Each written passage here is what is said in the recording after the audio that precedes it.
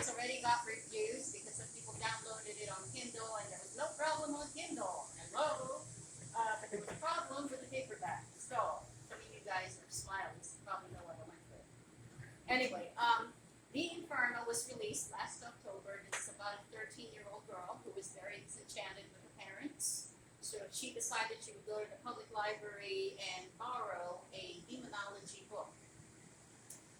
It happened to have plates, illustrations, very detailed illustrations. This is a real book, by the way. If you look it up, it's actually probably in the Beinecke Library, Yale. 30 plates in detail of different types of demons. She's a gifted artist, so she starts drawing one and it comes to life. So this chapter I'm going to read to you is when she brings in her two friends into the library to introduce them to this book. Chevrolet walks up the stone steps of the musty library, a federal-style affair with huge columns. Inside the massive doors, she spots the librarian, a young man who looks like Anthony Hopkins in Psycho. She recalls how she giggled with Sophie and Mikey, noting that the librarian was not an elderly lady, fraying, pointedly dry and snarky, as Mikey would refer to retired women in their later years. He was a young man who seemed like he was overdue for a tan.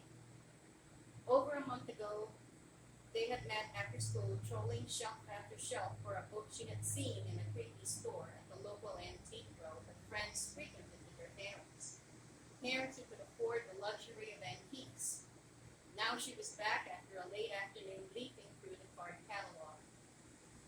Chevrolet glances up the tables, lined like military, gleaming and smelling of wood polish, lighted tastefully with the green glow of pharmacy lamps. Her eyes light up as she spots her two friends, Mikey and Sophie. Mikey waves with a mischievous grin.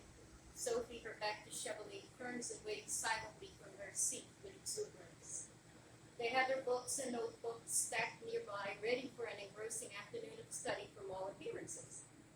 Chevrolet knew better. It was just a place to hang out, away from the police at school, who preferred frequenting the Friendlies or the Hardys on North Main. While she loved reading books and sketching like the other two who just did homework as fast as they could, just to watch her sketch while they ate their junk food. They would look on for hours as Chevrolet regaled them with horror stories she made up based on what she drew.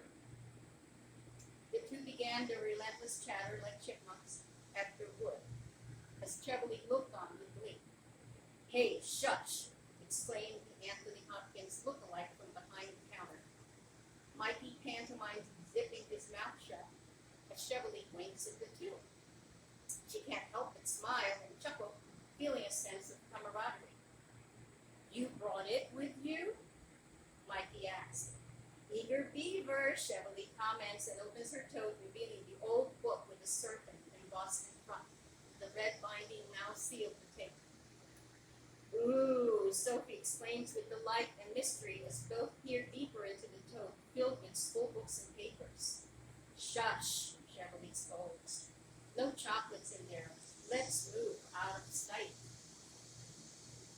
The group stand in unison, gathering their school books and other paraphernalia, struggling with their loads as they dart towards the carrels in the back of the library. At a corner, they turn and discover a set of stairs. It led to a dark alcove, a floor above. "Let's go there," Chevrolet pipes. "Aren't you supposed to renew that book first?" Sophie asked. "Its power is meager, truly lame," she replies with disappointment. Chevrolet grabs the heavy book, rushes down the steps and back to the front counter. She places the book in front of the librarian, waiting for a reprimand about its condition. He squints at her and picks it up.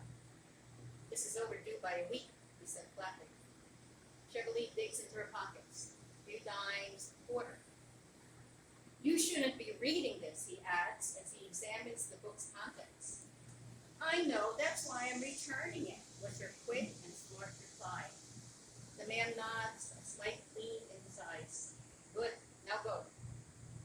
"We got another project, so may we go and study?" He looks above him and scratches his chin and ponders the mezzanine. "Go up now, but don't let me catch you eating. You can whisper, but if someone hears you..." Chevrolet winks in reply, dashes back to her friends. Taking 2 steps at a time, they struggle up the darker area of the library with their books. Mikey trails behind Sophie, who follows right behind, down the narrow stacks and quickly past column upon column of bookcases lined on either side. Wait, what are we looking for? Yells Mikey. A stronger book. Don't stir up the mice, Sophie whispers as they dash through the stacks. They pause at a table, and the end where 2 windows face each other at a corner, well away from the mezzanine, there was air. The air was less stuffy. Sit here, Chevrolet said. They placed their books down. I looked it up on the card catalog, she said. Okay, Sophie exclaims with glee. Chevrolet opens a piece of notebook paper. What does that mean? Mikey ventures as he reads the paper in his friend's hand. Dictionary, Chevrolet says, a look of impishness in her eyes. Of what? Hell. Sophie's eyes become round with glee. You're going to draw hell? Better than that.